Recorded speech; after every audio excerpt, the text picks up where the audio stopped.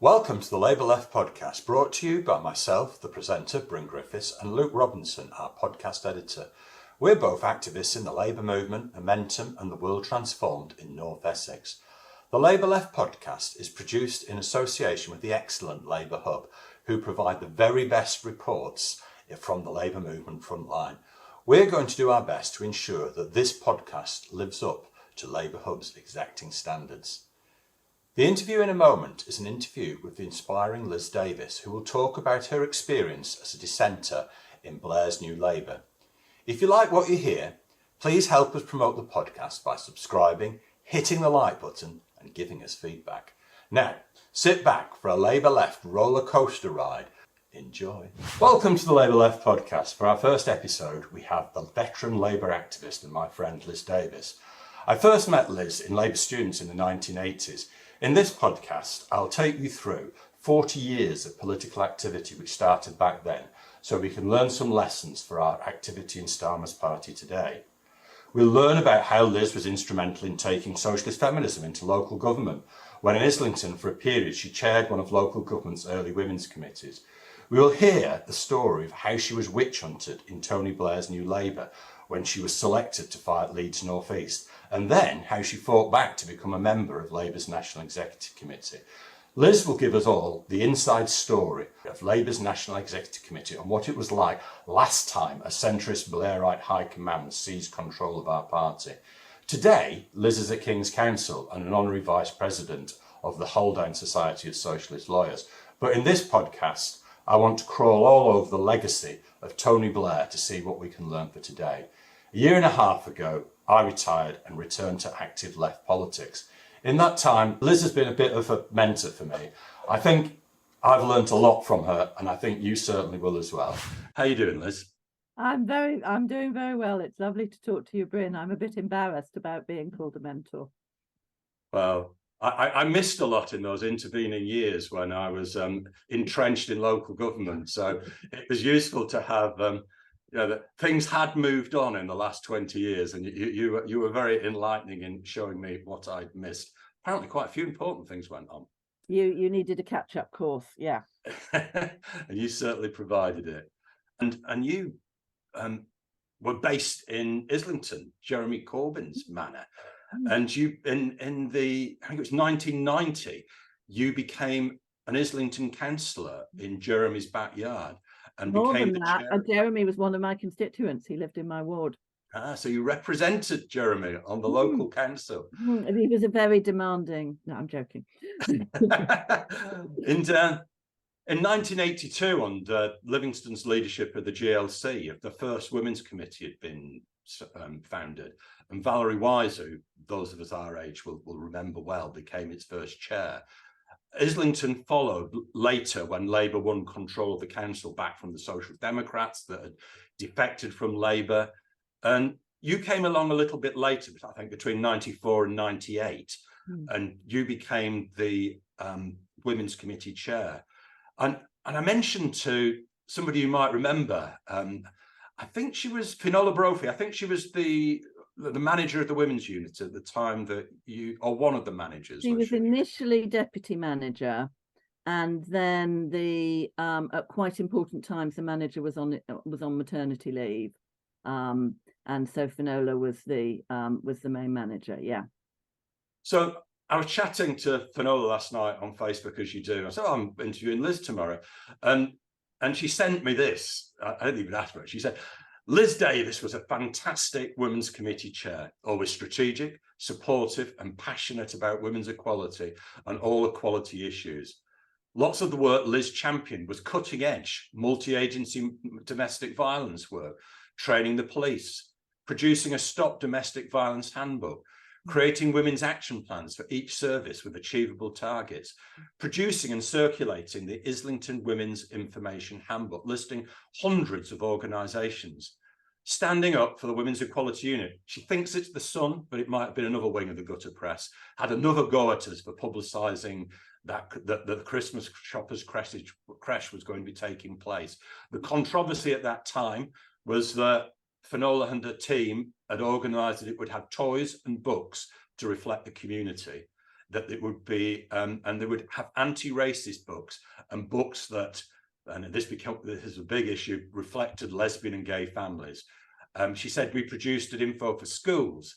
There was a European project promoting women in manual trades, and an active choices handbook for older women, a violence against lesbians and gay men handbook, and tons more. She said that the International Women's Day was always wonderful and a celebration of diversity. It was an amazing time to work on equalities issues.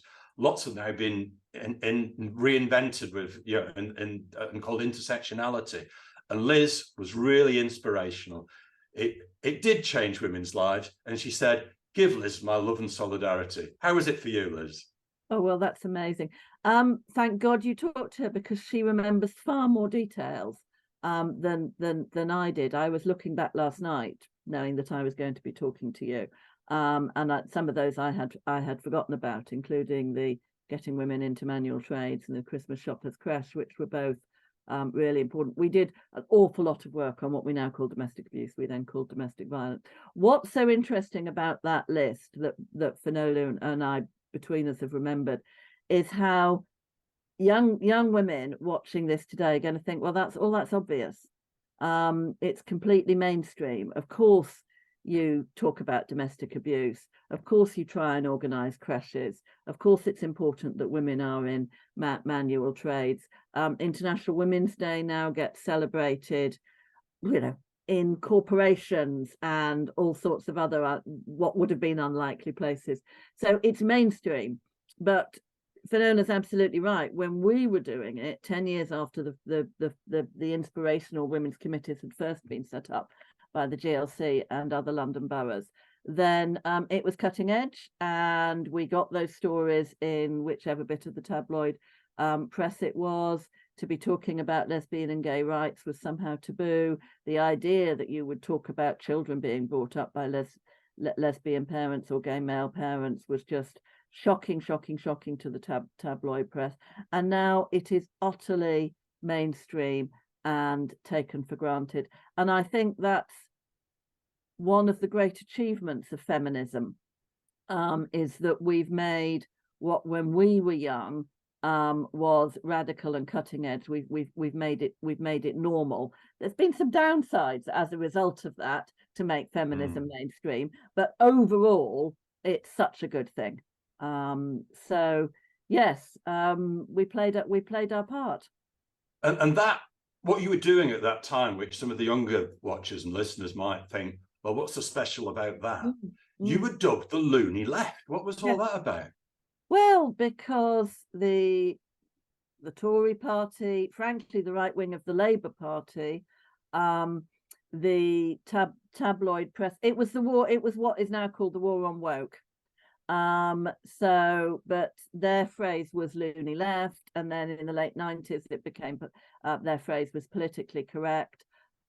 We were just talking about women's rights, about lesbian and gay rights, about the rights of Black and ethnic minorities. As you say, it was an intersectional approach, although that was not a word that was used at the time, but that was behind our understanding. And it was a socialist feminist approach. It was also about class. And that was so deeply threatening to the establishment that they dubbed us the loony left. They made up stories about, Islington Council having banned blah, blah, blah, black sheep as a nursery rhyme, which was just nonsense, or Islington Council having banned black bags in rubbish collections, which was also nonsense. They made these stories up, and then they picked up the real things, like the textbook Jenny lives with, Eric and somebody else, anyway, her two gay male parents. Those were real, and that was really important, because as we know, there are children who are brought up by all sorts of different families, and those different families have to be represented in children's books. I think they saw that as deeply threatening, but as I say, it is now mainstream. No school will blink an eye these days at the idea that you had a textbook that showed different sorts of parents. And we got to that point, the women and the lesbian and gay community got to that point through struggle. And the war on woke is nothing new, is it? No. It's just the same reiteration. It's no longer directly about feminism, but it is absolutely an attack on Black politics, and on not so much lesbians and gay men these days, but other part of what's called the queer community and so forth. And I was watching Kathy Burke, who's on Twitter, who just says that, it's a badge of honor to be called woke, because basically being woke means you're not a bloody racist. He didn't use the word bloody, but anyway, there you go. And yeah, we were deeply involved in a socialist feminist approach. And what that was, and the other thing from that list that you read out from Finola, it was a combination of quite sort of high level policy initiatives, such as saying that all the council's policies ought to be scrutinised for the equality impact on women and on Black people and on lesbian and gay and so forth, which was a fairly new thing. Again, now it's in the Equality Act, it has to happen, but it was a new thing. So high level policy initiatives, and then really basic grassroots work about things like, how do we change the council's tenancy agreement so that women who need to leave their home as a result of domestic violence can do so quickly. So it was a combination of the high policy stuff and then the really nitty gritty detail. And I'm quite proud that, I was part of a group of women that did that.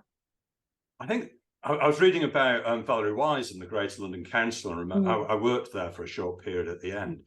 And what I remember that was so exciting in that period was that it was women taking feminist politics into local government and not being marginalised, wanting to talk about planning policy and transport policy and the whole of functions of local government and what a woman's perspective would be. It was an amazing time. Absolutely. All the point was to make women's issues mainstream across everything the council was doing. And as I say, nowadays, that's just taken for granted. But it wasn't at the time. The Positive Images campaign in the 1980s that led to the backlash of Clause 28 in the Local Government Act 1988. Homophobia was a big part of what you were fighting then. Did homophobia figure in your memory in Islington? What you were up against in the loony left slurs? Yes. That was the main attack, to be honest.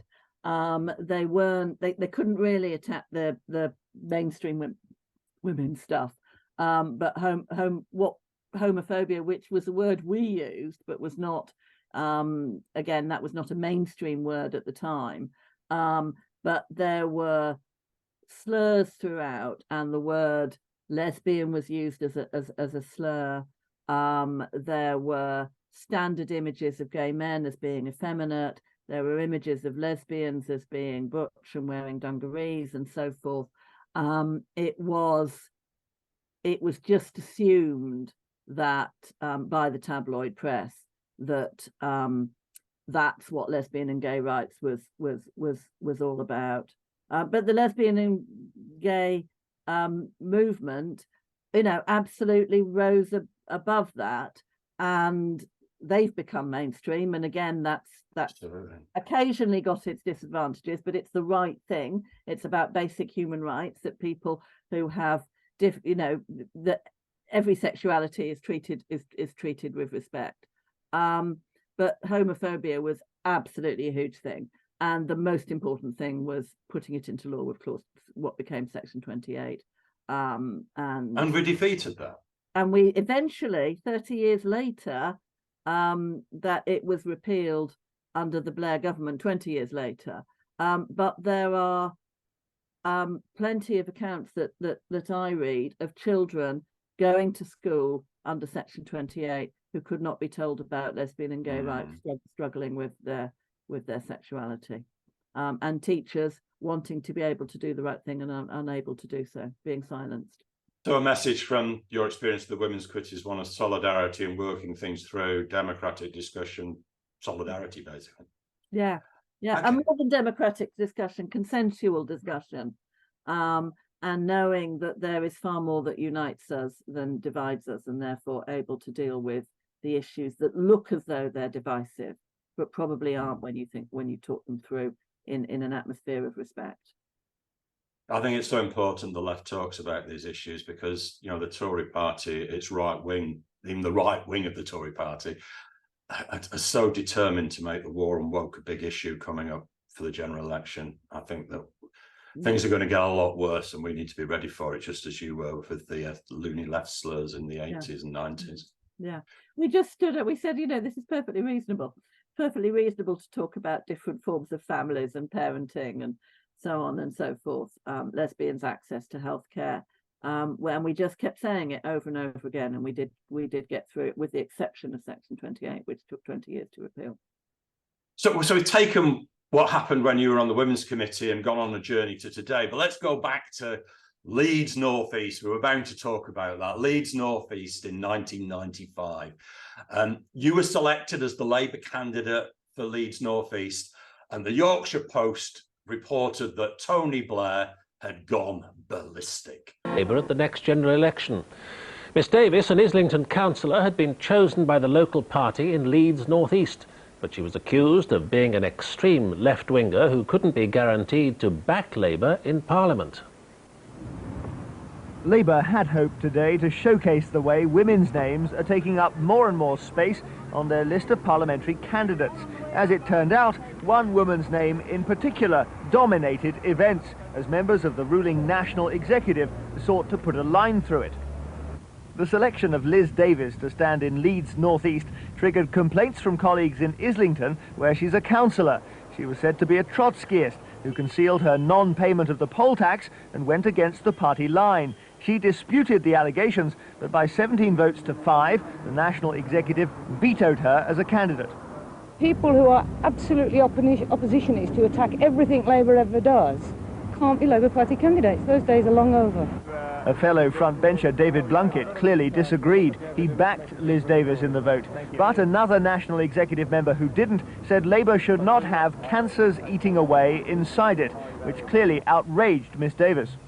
I think that's a profoundly offensive thing to say. I'm not a cancer. I've been a loyal member of the Labour Party for 16 years. I'm a socialist, and I'm proud to be a socialist, and I think there is a role for socialists in the Labour Party. We are a broad church. An NEC member called you a cancer. What on earth was that about? That was horrible. But it was because there was no basis for refusing to endorse me, so they had to resort to those slurs. And what had happened is I had been properly democratically selected. Contest of, it was an all-women shortlist, 5 women. There had been no complaints during the selection. The party official had been at the main selection meeting, which I'd won, and he'd congratulated me, and I'd signed various forms and so forth. And then within about 2 or 3 days, the press were reporting that Tony Blair had gone ballistic. And over the course of 3 months, then what happens after a parliamentary selection is that the NEC formally endorses the result, and the NEC meeting that you've just seen reporters outside Labour Party headquarters discussing, voted not to endorse me, and that was unprecedented. It had only ever happened before where there had been problems with the process of selection, that the selection itself was unfair, and nobody said that. Nobody said that the selection was unfair. And there were 2 big reasons behind that NEC decision. The trivial reason was, as you said, I was an Islington councillor. There were other Labour members of Islington Council who saw themselves as important players in the Labour Party, and who didn't like me because, we'd clashed within Labour group. I'd stood up against cuts to nurseries and cuts to adventure playgrounds, and apparently that made me an oppositionalist and not a team player. And they went scurrying off to Blair and said, this is my guess, but they said, oh, she's dreadful, she's loony left, you've got to block her. And so that was frankly personal vindictiveness. But of course, for Blair, who had been leader for just 1 year, who was looking forward to the 1997 election and who was reshaping the Labour Party, Clause 4, the commitment to nationalise in industries had been amended 3 months earlier. And this was his opportunity to send a message to the Labour Party: don't bother selecting socialists, because I had been clear throughout the selection that I was running from the left of the party, that I was a socialist, that, for example, I had defied the poll tax and I had not paid my poll tax, that my political heroes were Tony Benn and Jeremy Corbyn, and that I believed in what we now call public services, in democratic control of industry, and of course in women's rights, lesbian and gay rights, rights for Black and ethnic minorities, which, as I say, were not mainstream, as we've talked about, were not mainstream at the time. So I've been very, very clear about my politics, and Labour Party members in Leeds North East had voted for me knowing those politics. But this was an opportunity for Blair to send a message to the Labour Party members saying, we are not going to let into Parliament socialists, and we're not going to let them be Labour MPs. We've got Tony Benn in, we've got Diane Abbott in, we've got Jeremy Corbyn in, but they're in the campaign group, but we will close that door and the campaign group will become a sealed door. And so Blair... A tomb, I think it was sealed tomb, wasn't it? Tomb, thank you. And so Blair, even though there was nothing on me, they wanted me to be a Trotskyist. I'm not a Trotskyist. They wanted me to be a member of militant tendency. I wasn't a member of militant tendency. There was not just a suggestion, there was an allegation that I had incited a riot at the council chamber. I subsequently took libel proceedings against the 3 people who had made that allegation, and they apologised, and they paid some money to Jeremy Corbyn's election campaign in 1997. That it was untrue. It was profoundly untrue. So they tried to get all these things to stick against me, and they couldn't. And the reason in that clip is that nobody says anything of substance against me. Somebody, as you say, calls me a cancer, which was just horrible. Claire Short, who did not cover herself with glory over this over this episode, say that I'd been oppositional and I was constantly attacking the Labour Party. That was nonsense. I had worked in every election campaign in the Labour Party since the early 80s. So they had nothing to stick, and they did not give any formal reason for refusing to endorse me. But the real reason was that they didn't want socialists, any more socialists in Parliament. And that worked, because not only was I not endorsed, which was a personal insult to me and to the members of Leeds North East, but there were friends and comrades of ours who knew that there was no point in putting themselves forward for parliamentary selection, because the Labour Party members would just think, well, she's got the same politics as Liz has, and Liz wasn't allowed through, so there's no point in voting for her. So I know personally people who did not, as a result of that, did not put themselves forward. And I remember it came later in the process, and we'll talk about your phoenix-like rise from the ashes later. But Aronovich, another National Union of Students veteran of the right-wing variety, the New Labour attack dog, went for you in the Independent, I seem to recall. He did. It was 3 years later. We'll talk about me running for the NEC in a moment. And it was, I'm sorry you were dragged into it, Bryn, but he quoted an article that you had written in Labour Briefing. Misquoted, I'd like to say. Misquoted, thank you. Which was supportive of the aims of Sinn Féin. And he went from that, and even though you had said clearly that you did not support bombing tactics, he went from that to imply that you and I and our friends would have actively helped the Omagh bombers who had carried out that appalling atrocity in August 1998, where a number of people, including children, were killed. And he misquoted your words to attack me, and that was just appalling for both of us. Having said that, it's having watched the appalling smears against our friend and comrade Jeremy Corbyn since 2015, then we know it happens. Yeah, and likewise, Liz, I'm sorry that my article played a role in your being prevented to stand in Leeds North East. I covered Ireland in my last podcast, the introductory podcast, and I think that the role we played, recognising that there was a wing of Sinn Féin that wanted to start a dialogue with the Labour left, opened the door to the negotiations that eventually ended up with the peace deal. I've got no apologies whatsoever to make about what we said about Ireland at the time. I wouldn't want to overstate what we did, but I think we played a small part in opening the door where that wing of Sinn Féin that wanted to talk about peace, wanted to talk about an end to the war, had people that were prepared to listen. And that helped start the movement that ended up with the peace deal, which should have been, if Tony Blair hadn't launched the Iraq war, should have been, in my opinion, his most important legacy, and a very important positive legacy. It's a pity that it isn't. And I think we don't need to apologise to the likes of David Aranovich. We stuck our necks out and supported the movement to peace when it was very, very unpopular. I'm very proud that we played a part in the way that it ended up.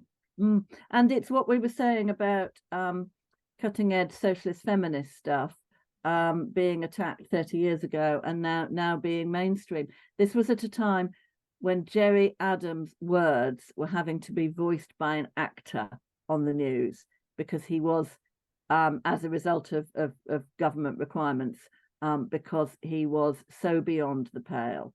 And yet Jeremy Corbyn and John McDonnell were meeting him and Martin McGuinness. And, you know, since then, Martin McGuinness became Deputy First Minister of Northern Ireland and, you know, had that relationship with Ian Paisley that led them to be called the Chuckle Brothers. He met the Queen, etc. So we were talking about peace and reconciliation. And we were also talking about a united Ireland, which hasn't happened. But we were talking about peace and reconciliation in a way that got us accused of supporting the bombing campaign, which, you know, we didn't. I hope sort of people coming to this period of fresh, younger Corbyn supporters can take heart that even in the most difficult of circumstances, if you stand your ground, you argue your politics, you can play an important part in change later. It really does.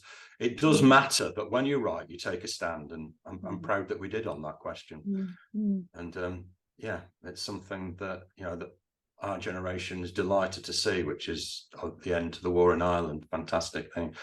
Now, Claire Short, you mentioned, she's had a bit of a rehabilitation recently, because I don't remember her in very positive thoughts during that period. And I noticed that Crispin Flintop had her on the Andrew Marr show, and she was reinventing herself as a sort of an almost like an opponent of the Iraq war. I don't remember Claire quite like that during your process or during the Iraq war. Can you remember what she got up to?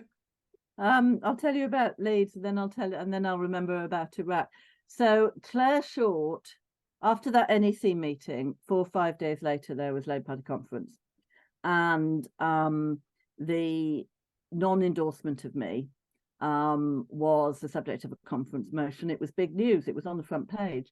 It was a very odd being on the front page of newspapers, I can tell you, Brad. And there were the motions had come from Islington North, my home constituency, and from Leeds North East for obvious reasons. And there's quite a lot of support on conference floor. And my two comrades who moved the motion spoke brilliantly.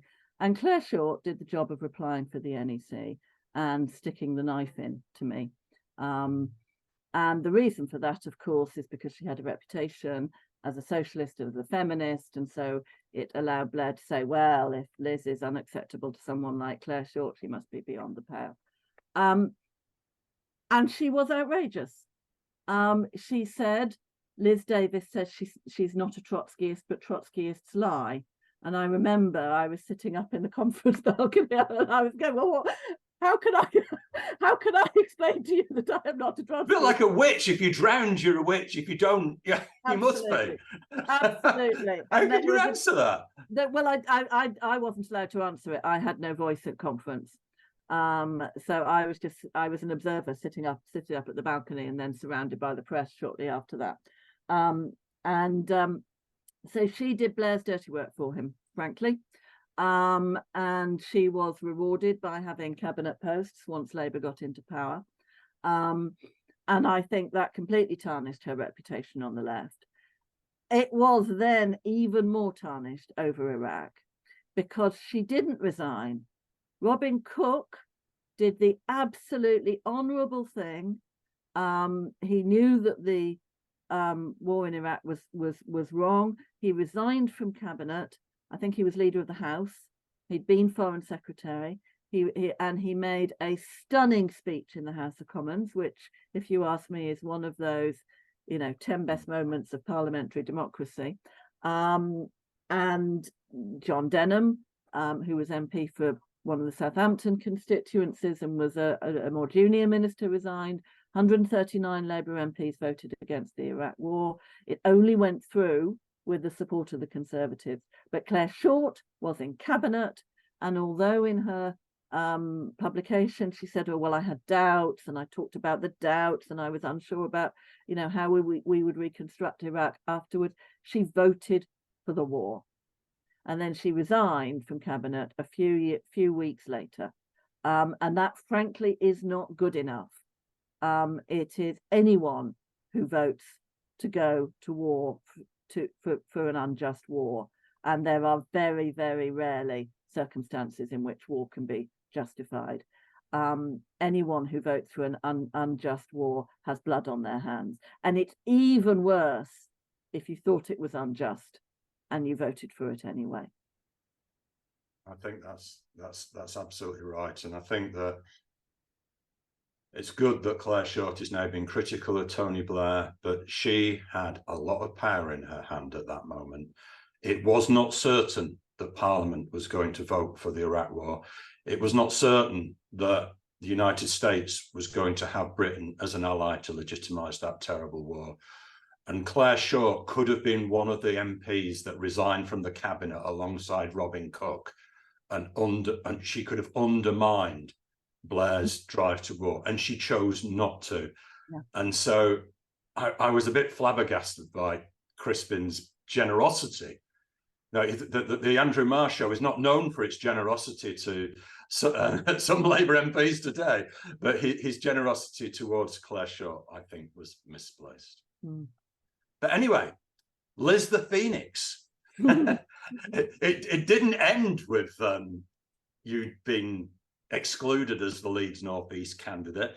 In the 1990s, Blair, we used to manoeuvres at conference. I was at a CLPD executive, and we were wondering what rule changes, if any, Starmer might come up with in a few weeks' time at Labour Party conference. Who knows? But one of the big manoeuvres that we remember from the 90s was Blair was fed up with the likes of Skinner and Benn, being the remaining vocal lefties on the National Executive Committee.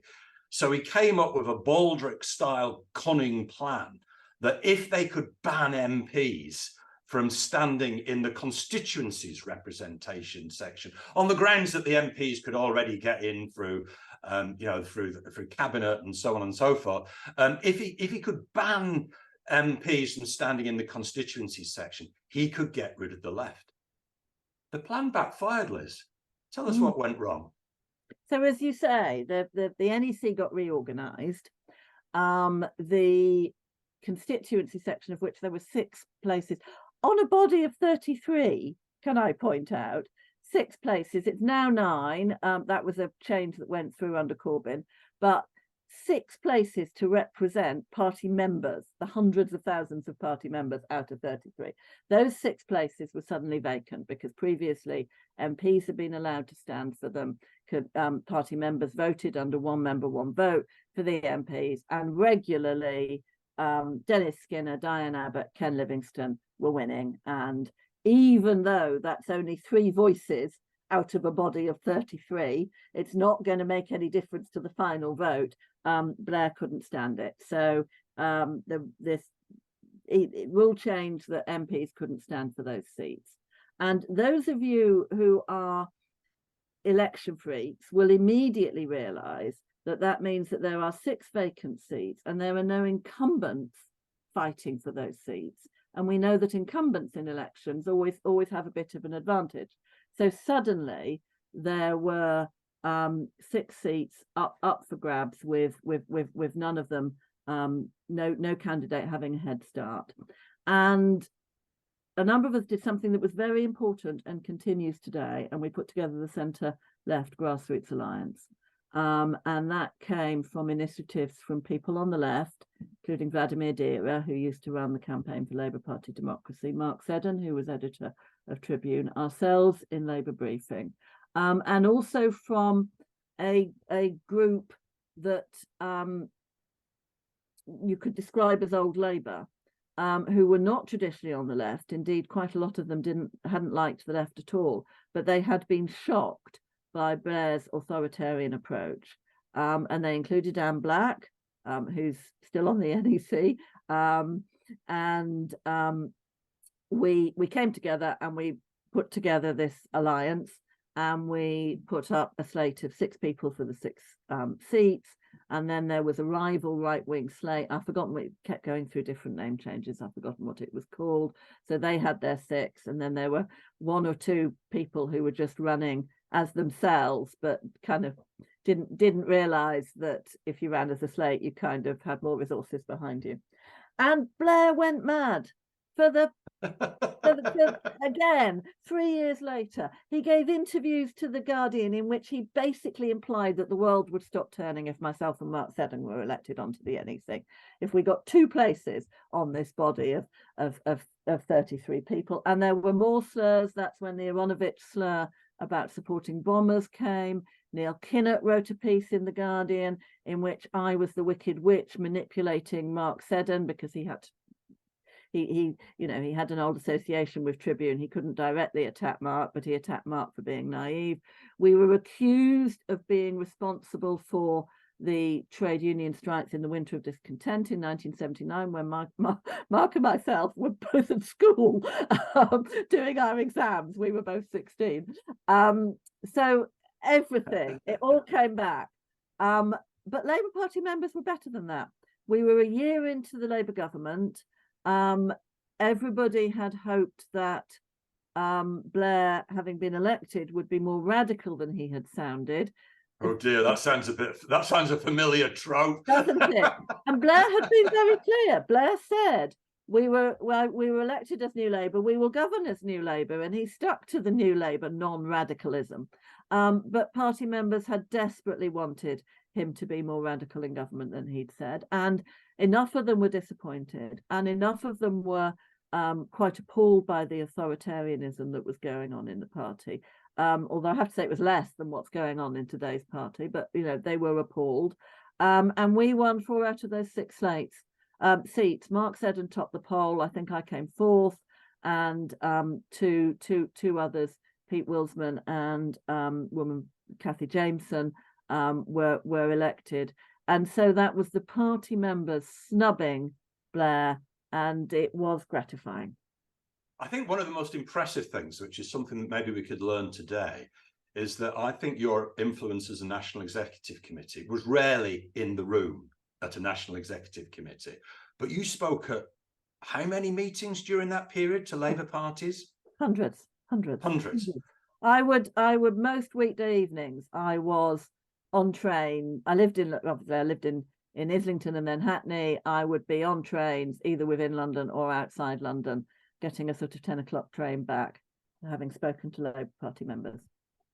So I think that's a real lesson that we can use platforms. The campaign group of MP can use their platforms. National Executive Committee members can use their platforms. People that get elected to positions in the trade unions can use their platforms. You don't have to run the Labour movement to use it to gain legitimacy. I think that's a... And nowadays, you don't have to sit on trains at 10 o'clock at night. You can do this. Yeah, This is a nice way to spend a Sunday morning.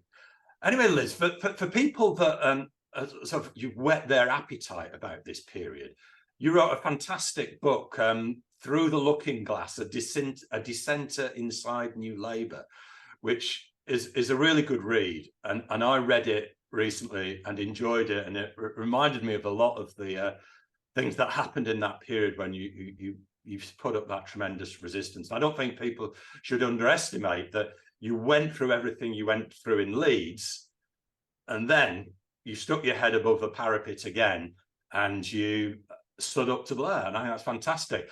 And one passage really sort of jumped out at me when I was reading the book that I want to read to you and then ask you about how you felt. Anyway, here goes. Inside Millbank, the NEC met in the boardroom, a large meeting room with a grand picture room looking out over the Thames. The top table, consisting of Blair, Eccles, Prescott, McDonnell, Hince and Prosser, was seated with backs to the window and the rest of us facing them. The Thames on a grey November morning was less dramatic than the sunset over the Irish Sea. You're referring there to a previous NEC in Blackpool, I think, when you'd just been elected. And this time we could see their faces clearly. We were again seated alphabetically, but I swapped with Diana Judah so I could sit next to Kathy Jameson. You've just mentioned her, haven't you, as one of your left comrades. This is the good bit. This placed me directly opposite Tony Blair. At one point in the meeting, I looked up to find him staring fixedly at me.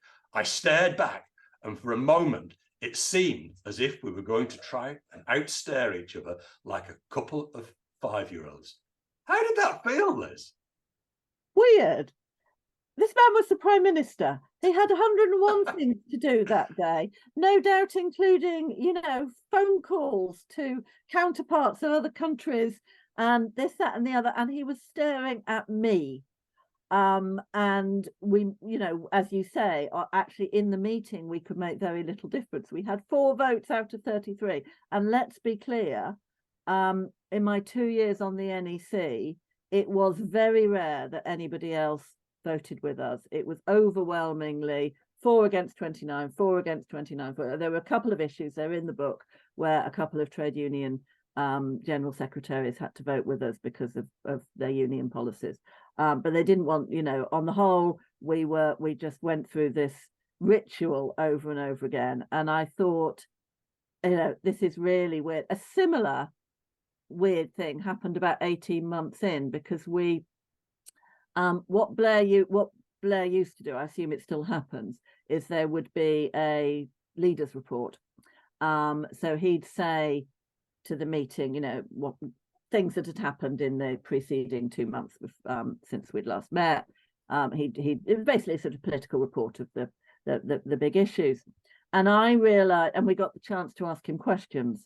And I realized early on that since on every vote it was going to be 4 against 29, that actually the much more interesting thing to do was to ask him quite pointed questions. And most of my questions were what he would have considered hostile. I just thought they were pointed.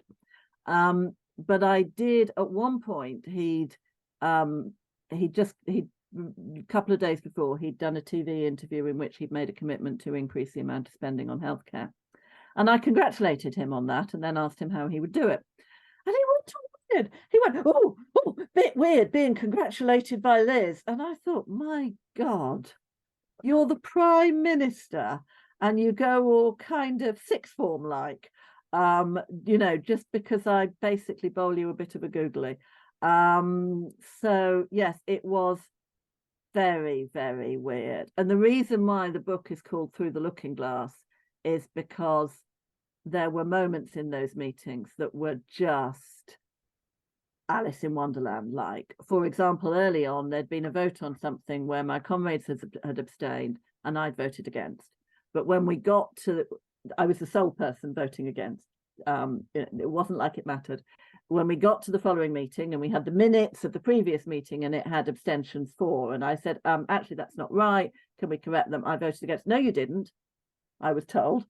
Well, yes, I did. I remember my hand went up. No, you all abstained. And then there was a vote on whether or not to correct the minutes. And the vote was 4-29 that the minutes would not be corrected. So those minutes were That's surreal. You weren't even allowed to record your defeat. And I just thought, this is weird. And people must have thought, oh, she's up to something. The whole thing was surreal. And as you say, we were much more effective just speaking to Labour Party members outside the meeting. But actually, coming back to our point about things that we were doing that was cutting edge have now become mainstream. So I took notes throughout the meeting, and I used to then turn those into regular reports that went into Labour Briefing, campaign group news, and I wanted, but we never got the technology together to get those regularly sent out to constituency party secretaries and so forth. But I disseminated, and Tribune ran them. This was considered a great betrayal. And why are you taking notes in the meeting? And obviously, every now and again, there'd be sensitive things to do with individual members and members of staff that, of course, you don't report. And now it's routine. Whenever the NEC meets, within 2 hours on my email comes Luke Akehurst and Alice Perry and Anne Black, and they're all telling us what, and the Grassroots Alliance people, and they're all telling us what. I seem to remember when Jeremy's leader, the right wing used to actually leak during the meeting. I think they tweeted during the meeting, and quite rightly he had to stop that. And as we know, one of them recorded an NEC meeting surreptitiously without telling them, and then leaked that. So yes, but I instigated the practice of taking notes and then doing a report. I think one of the things that's interesting to me today that I read about in your book when I reread it was that there was a whole chapter, and I think an appendix, on the high value funders issue. And this is now a big issue in Starmer's party, Starmer's Labour Party, that as the trade unions become less enthusiastic about the direction Labour is going in, they want high value funders so that that the trade unions can't exert influence. Now, that was a big issue last time the right were very much in control. What did Liz Davies have to say about that at the time? It was kind of one of the things I was going on about. So Labour was taking money in the form of donations and sponsorship from arms companies, Raytheon, which were a huge arms manufacturer, one of the biggest in the world, British Aerospace, who were selling arms to Saudi Arabia, to Indonesia, which at the time was involved in a brutal suppression of the East Timor National Liberation Movement. And, if it wasn't bad enough that they're selling arms to human rights abusing regimes, they're selling arms. And Labour was taking money off arms manufacturers. Labour was taking money off people involved in the food industry, Nestle, where there were all sorts of controversies about Nestle using their advertising campaigns in the global south to persuade women not to breastfeed and so forth. That basically bad for children, to use dry milk products rather than breastfeeding if that's possible. So there was stuff about we were taking money from Nestle, we were taking money from McDonald's, which of course is famous for its unhealthy food, and we were taking money from energy companies, and none of those companies are paying Labour from the goodness of their heart as a charitable donation. They're only giving money to Labour in order to have some access, and it's not as simple as, if we give us some money, will you change your policy? Clearly, it's much more subtle than that and much more nuanced than that. But they still think it's in their company's interest to give Labour that money.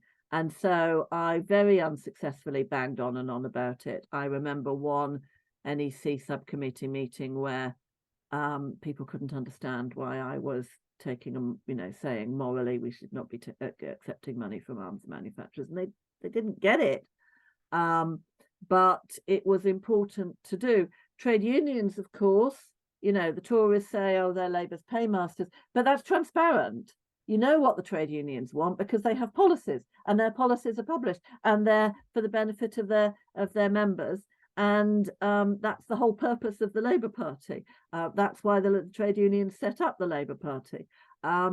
But so it's perfectly reasonable for trade unions to give the party money. Under Jeremy, the party he inherited the party with dire financial situation, and he got it onto a much more stable footing because of the hundreds of thousands of people who flocked to the Labour Party and paid their £44 a year, just their membership subs.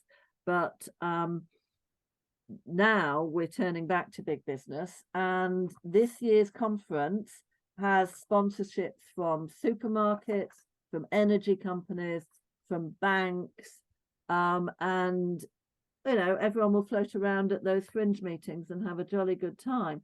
But they will want something. They will want to keep an eye on the policy making being developed for a Labour government, and they'll want access.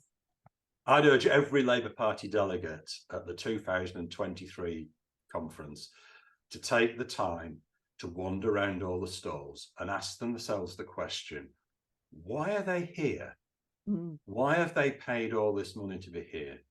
And then look through the official fringe meetings booklet and see all the drinks and the food receptions, the generosity that appears in the official guide to the fringe meetings, and just ask yourself, why are they doing it? Anyway, Corbyn. I said I wanted to focus on the new Labour years, and we have, and it's been great to reminisce, and it's been great to remember that some of the things we fought over in those days we've actually made some progress on, and I'm glad we've captured that. But in 2015, you rejoined the Labour Party when your good friend Jeremy became the leader of the Labour Party. Yes. So what was your thinking about that? I'd left in 2001, before 9/11, before the invasions of Iraq and Afghanistan. I thought in 2001 that Blair had changed the party irrevocably, and I argued with good friends who stayed in the Labour Party, and we didn't agree. And as it turned out, I was wrong. I'm happy to say I was wrong. And the party had not been changed irrevocably because they were able to elect a socialist as leader in 2015. In my defence, nobody said to me in 2001, 2002, if you stay in, Liz, Jeremy Corbyn is likely to be leader of the Labour Party in just over a decade's time. Nobody predicted that. So I recall that in the brief period when you said you were wrong, when you left the Labour Party and you were supporting a candidate against Labour in the elections, it didn't always go well. No. I remember an issue about some nomination forms and the number of votes. There were, yes. I mean, I understand how anyone who is a Corbynista, and is or was a Labour Party member is wrestling with their Labour Party membership, and I don't have an answer to that. I absolutely don't have an answer. I think it entirely depends on the individual, depends on where you are. And I'm in now a constituency which is, the Labour Party is an absolutely rock solid Tory constituency, and so the Labour Party is not riven with factional fights, because we're also pleased to be talking to people of a like mind rather than our Conservative neighbours. And it depends on what your priorities do. I entirely understand why people might think, well, I don't want to do Labour Party activity anymore. I'm more concerned about environmental protests or anti-poverty protests and so on and so forth. So I don't have an answer. And but what I do know is that building a political party to the left of Labour is very, very difficult indeed. I was involved in 2 attempts to do it. One became riven with factionalism and it was horrible. The other was a nice place, but it wasn't terribly effective. And the story that you're thinking of was a council by-election where, in order to stand, our candidate needed 10 electors to have nominated him. And we got the 10 electors and we ran the council candidate and we got 9 votes. So I just think that the grass isn't always greener on the other side. No one will pretend life's good as a socialist in Starmer's Labour Party. But the idea, if only you left and stood against them, that it would be better, I think is just so misplaced. There are no easy answers.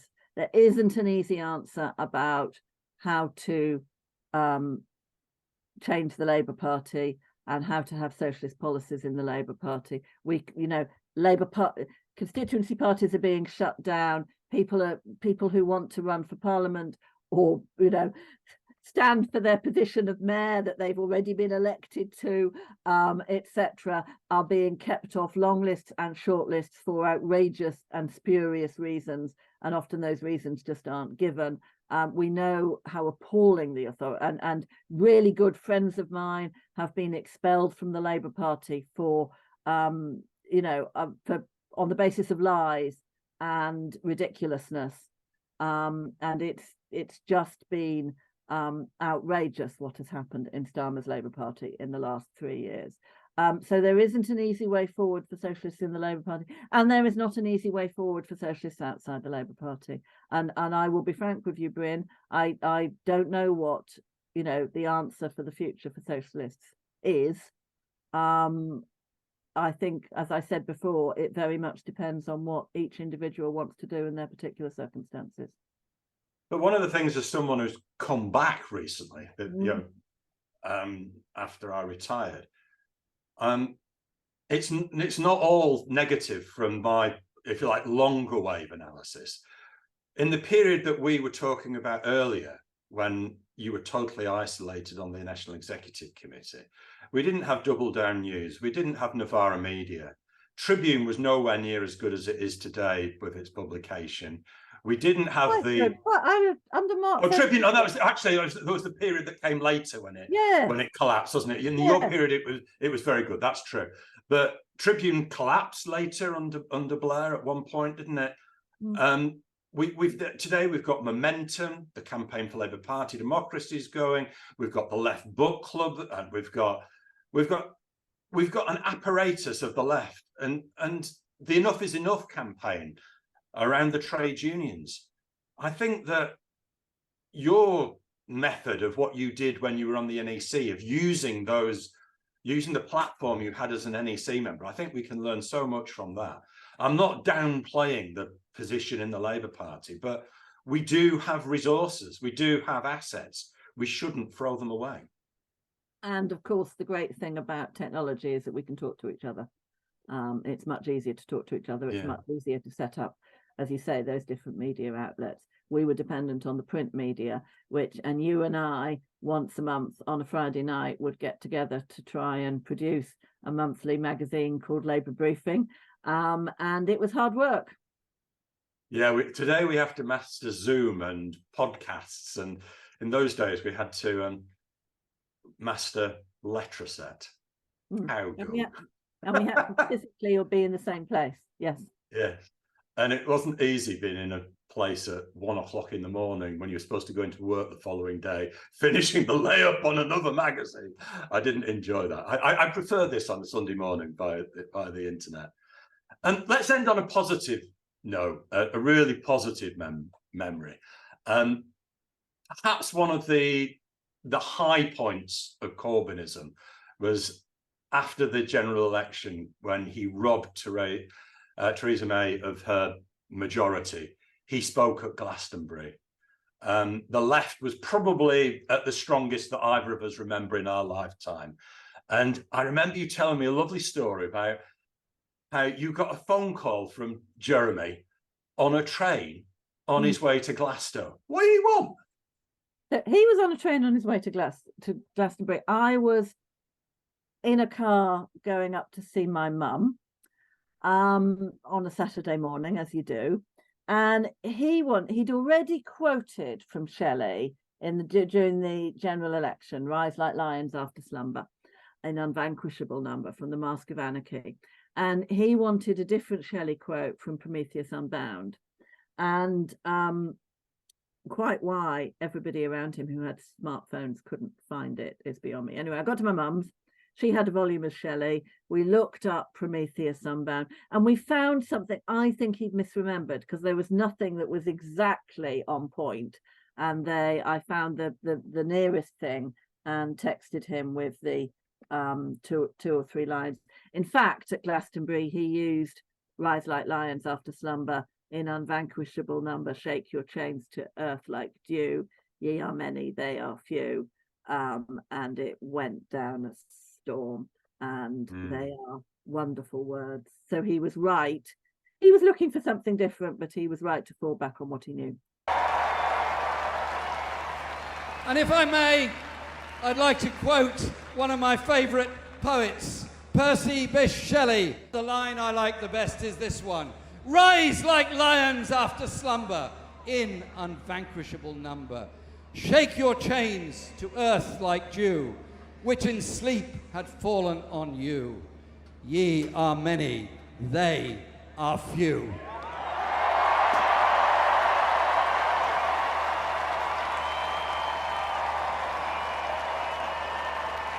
I quote Shelley because he inspired like so many others do. I'm proud to be at Glastonbury because it inspires so many to music festivals all over the country. Let us be together and recognise another world is possible if we come together to understand that, understand the power we've got, and achieve that decent, better society where everyone matters. Thank you for inviting me here today. I'm proud to be here. Thank you very much, Glastonbury.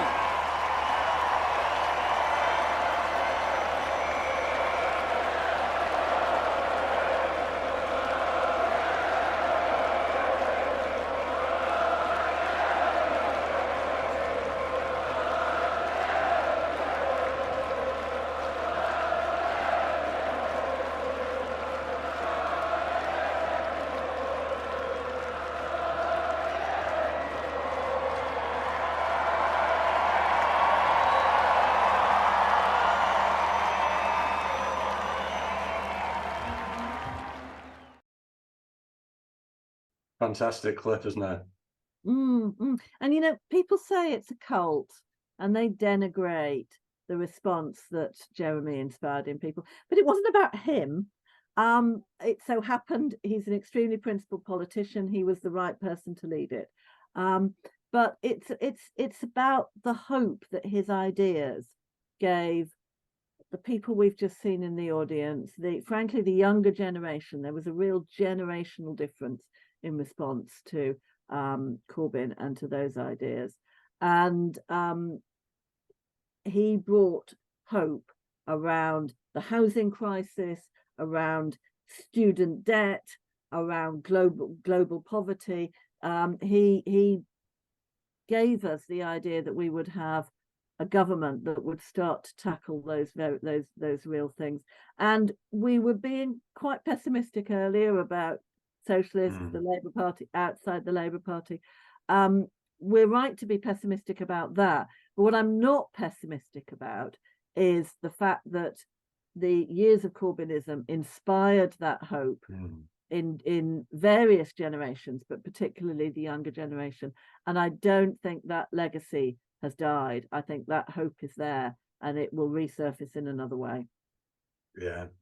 You would never have thought, and you said this earlier, when you were battling on, trying to get onto the NEC, being prevented from standing in Leeds, that the left could achieve what we achieved in 2017. The right wing of our movement wants us to write out what happened in 2017 out of history. We must never, ever, ever let that happen. There's a lot to say about what went wrong in 2019, but something was happening in 2017. Something's happening in that film, and it's our job as socialists to fan that flame again and light the fire. I kept thinking during the general election campaign of 2017, I kept thinking of the Dylan line, something is happening and you don't know what it is, do you? And I substituted Mrs. May for Mr. Jones. That seemed utterly apposite. To end on a positive note, you've already mentioned our scurrilous sort of this column that we used to have in Labour Briefing, the class traitor of the month. I think it was not meant to be taken that seriously. It was meant to be ironic. It was a way to make some important points, but it was a bit of a joke.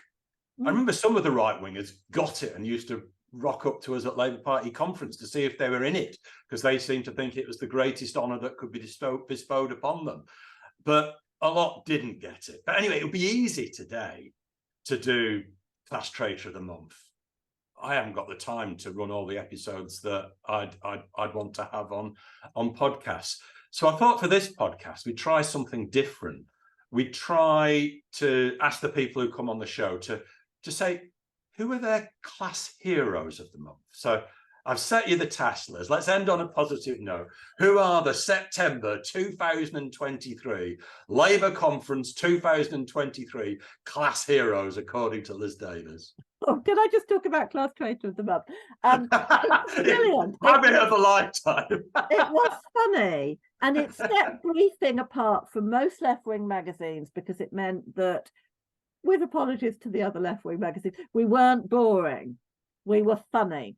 And we took people in power in the Labour Party, and as you know, Bryn, it was the idea of my late partner Mike Marquisee, and he wrote most of them, and it was brilliant.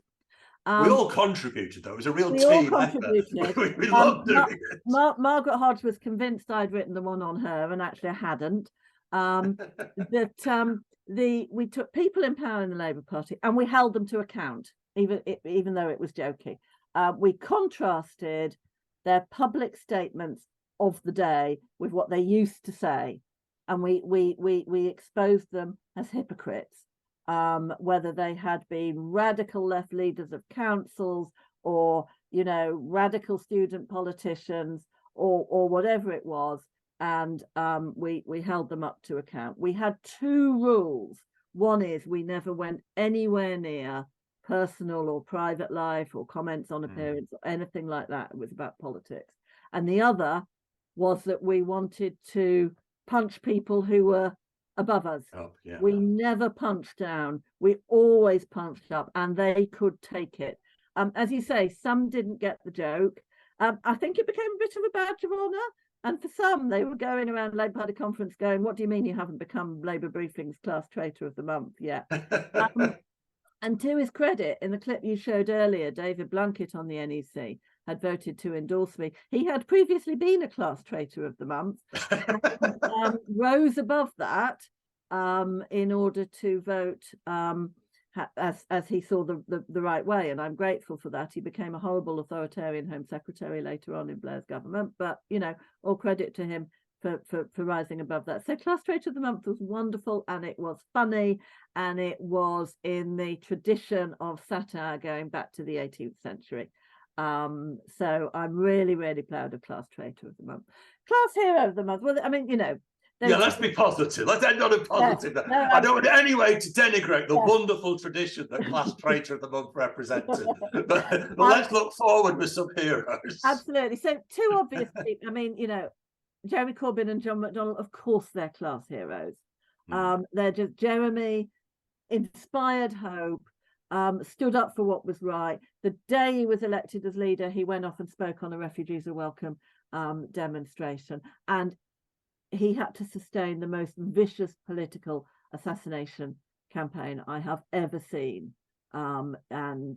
He's still there, and he is still smiling, and he still inspires hope. John McDonnell would have been the most amazing Chancellor of the Exchequer. He was. There were this nonsense that there were unfunded spending plans is just nonsense. They were funded to the exact penny. He would have been an iron chancellor, but he would have spent money where it matters. So those two, Zara Sultana gives me hope. She's young, she's brilliant. She speaks her mind in Parliament. I think she's speaking at the World Transformed at Labour Party conference. She gives me hope. But I suppose the one I'd quite like to mention, because I heard him on the radio yesterday, and that's Ken Loach, because those films are just amazing, and they betray his humanity, his empathy, his non-judgmental style of people. And he was he was interviewed on the radio yesterday morning. It was a fairly sort of, some of the questions were not really very probing and a bit kind of obvious. And he just rose above those, and he was nuanced. He talked about real people with real caringness on solidarity and humanity. He too has been subject to the most appalling assassination campaign. And so for today, I'm going to say Ken Loach. And I think his new film's out soon, and I'll definitely be going to watch that. I'm a sort of a child of the Kes period. I remember at school at Saddleworth Secondary Modern, on the side of the Pennines, just the other side to Barnsley, where the film Kes is set.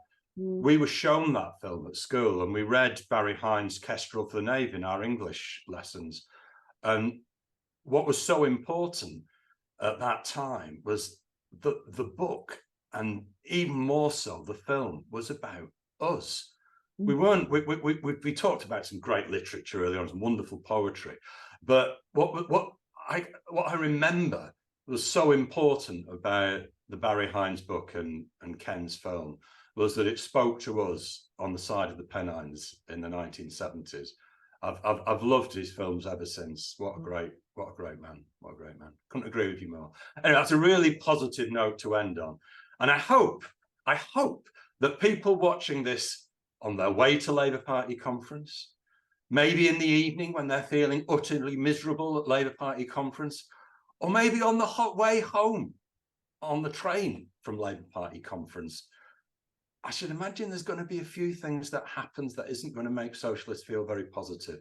I'm hoping that from this podcast and in its YouTube form, people can take away that even in the face of adversity, sometimes later positive things can come from it. Thanks, Liz. Been fantastic. Pleasure. Solidarity, comrade. Take care. Bye. I hope you enjoyed the first Labour Left podcast interview. If you did, please help us move up those algorithms by subscribing on YouTube, and with your favourite podcast provider, hit like and give us your feedback. After the first Labour Left podcast on the history of Brighton Labour Briefing, I urged you to get in touch on social media with your comments and feedback. You didn't disappoint. Our friends at Labour Hub took to social media to promote the podcast, and we're grateful for that. Most welcome was a tweet from John McDonnell, Member of Parliament, who welcomed the podcast as a really great grassroots initiative. Thanks a lot, John. That's really appreciated. Graham Bash exercised his right of reply in Labour Hub and took exception to my criticism of Red Line TV, the modern-day successor for Graham's Labour Briefing. I disagree with Graham, but do read his reply. Graham lumps me together with Owen Jones, Momentum, Novara Media and the World Transformed as colluding in a Labour witch-hunt. I'm flattered and plead guilty as charged to such an association. Those listed are amongst the very best on the left. But I cannot agree with his attack on those comrades. I disagree profoundly.